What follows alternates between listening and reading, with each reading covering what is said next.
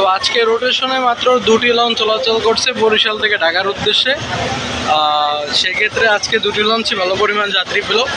এটি হচ্ছে প্রিন্স আওলাদ 10 লঞ্চের ডেক নিচতলা। দেখতে পাচ্ছেন অসংখ্য যাত্রী রয়েছে। আসলে প্রিন্স আওলাদ 10 লঞ্চের ডেক নিচতলা দোতলা দোনোটি ফুল হাউসফুল রয়েছে। এর কারণ হলো আজকে যেহেতু দুটি লঞ্চ চলাচল করছে, আর দুটি লঞ্চ চলাচল করলে ভালো পরিমাণে যাত্রী হয়ে থাকে। তো যেদিন বরিশাল থেকে দুটি জাহাজ চলে সেদিন উভয় পক্ষই ভালো পরিমাণ যাত্রী পায়। এর অন্যতম প্রধান কারণ হলো যাত্রী সংকট হওয়া। তো দেখতেই পাচ্ছেন নিচতলার ডেকে অসংখ্য যাত্রী রয়েছে এবং দোতলার ডেকে অসংখ্য যাত্রী রয়েছে প্রিন্স আওলাদ 10-এ।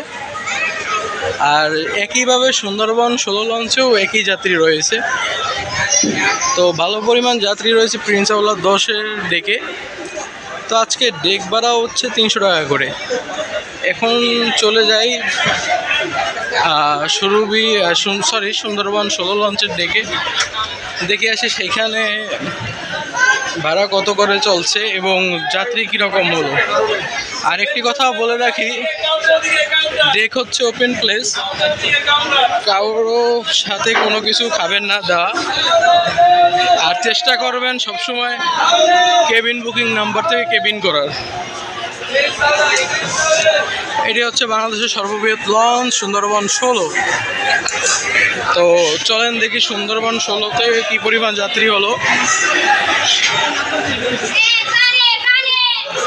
আজকে দুটি লঞ্চই 300 টাকা করে ডেক ভাড়া।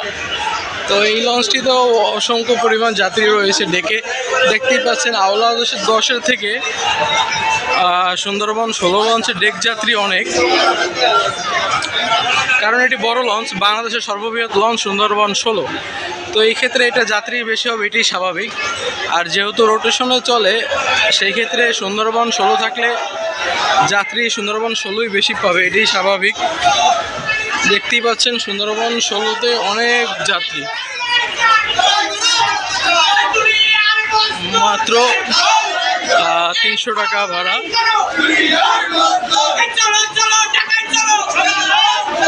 এই হলো সুন্দরবন 16-র অবস্থা।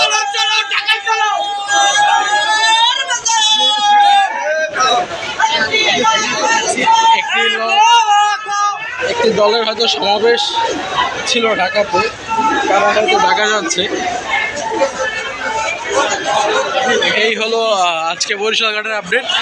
তো প্রতিদিন যদি দুটি করে লঞ্চ চলে সেক্ষেত্রে ভালো পরিমাণ যাত্রী হয়ে থাকে। তো আপনারা কমেন্টস করে জানাতে পারেন কোন লঞ্চে যাত্রী বেশি হলো, সুন্দরবন 16 নাকি প্রিন্স আওলাদ 10। আর ডেকে অপরিচিত লোকের দ্বারা কোনো কিছু খাবেন না। সকলকে এই কামনাই করি, ভালো থাকবেন, সুস্থ থাকবেন। আসসালামু আলাইকুম।